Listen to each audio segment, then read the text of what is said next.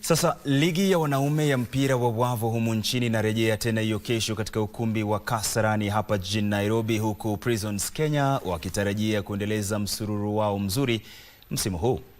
Timu hiyo imeshinda mechi zote 4 za mwanzo, ikikusanya jumla ya alama 12 na kujihakikishia uongozi kileleni pa msimamo wa ligi kabla ya mechi ya kesho. Wanaowafuata kwa ukaribu sana ni Kenya Ports Authority walio katika nafasi ya pili wakiwa na alama 10 baada ya kushinda mechi 3 kati ya 4 walizocheza mpaka sasa. Watakutana na Prisons Nairobi hiyo kesho saa 6 mchana katika mpambano wa vigogo.